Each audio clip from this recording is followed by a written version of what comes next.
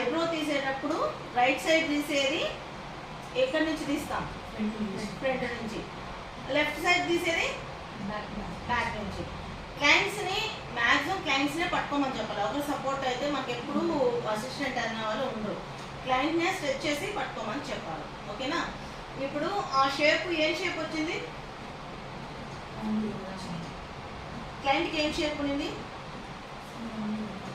Round యూనే ఉన్నింది. మనం round యూనే చేసాం. సో ఆ క్లయింట్కి నచ్చినట్టు ఫస్ట్ అడిగి మనం ఆ షేప్ అనేది చేయాలి. వాళ్ళకి ఉందా లేదని కూడా చూడాలి. వాళ్ళు అడిగిన షేప్ మనం ఇవ్వగలిగితే వాళ్ళకి ఫస్ట్ వాళ్ళు ఉండాలి. ఆ గ్రోత్ అనేది ఉంటే కానీ మనం చేయలేము. ఫస్ట్ వాళ్ళు అడిగినప్పుడు మీకు ఉందా లేదా వాళ్ళకి ఉందా లేదా చూసి వస్తుందని చేయాలి. ఒకవేళ లేదు ఏం షేప్స్ ఉన్నాయి అనేది వాళ్ళకి చెప్పి మీకు ఈ షేప్ అయితే వస్తుందండి బాగుంటుందా అని అడుగుతారు. సో మీ ఫేస్ కట్కి మంచిగానే ఉంటుంది అని చెప్పి మనం తీయాలి. ఓకేనా? అర్థమవుతుందా? సబ్జెక్ట్ అర్థమవుతుందా? మళ్ళీ నేను రిపీటెడ్గా క్లయింట్ మీరు చేపిస్తాను. అప్పుడు అర్థం కాలేదు ఉన్నారంటే అప్పుడు చెప్తాను. షేప్స్ ఎన్ని ఉంటాయి చెప్పండి లౌడ్గా. షేప్స్ ఎన్ని ఉంటాయి?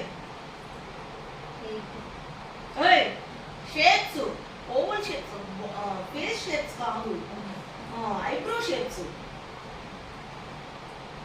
హాఫ్ అన్ అవర్ నుంచి క్లాస్ పెరిగినా నేను. షేప్స్ 3 షేప్స్ చెప్పిన. మెయిన్ షేప్స్ ఏం షేప్స్ చెప్పిన? Straight, round, arch. Deep arch ఉంది, డీప్ రౌండ్ ఉంది. ఇవి ఎక్స్ట్రా. మ్యాక్సిమము ఏ క్లయింట్ కన్నా కావాల్సింది shapes 3 shapes. Straight, round, arch. Deep arch, deep straight, deep round. ఓకేనా? అవే షేప్స్. షేప్స్ అంటే ఐబ్రో షేప్స్, ఫేస్ షేప్స్ కాదు. ఫేస్ ఒక ఫేస్ రౌండ్ షేపా, ఓల్ షేపా, వాళ్ళకి ఎలా ఉంది, స్క్వేరా, వాళ్ళకి ఏది సెట్ అవుతుంది అనేది మీకు ఎక్స్ప్లెయిన్ చేసింది. ఐబ్రో షేప్స్ అయితే 3 షేప్సే మెయిన్ షేప్స్. అది మీరు గుర్తుపెట్టుకోవాలి. ఓకేనా? కట్ చేస్తున్నాను.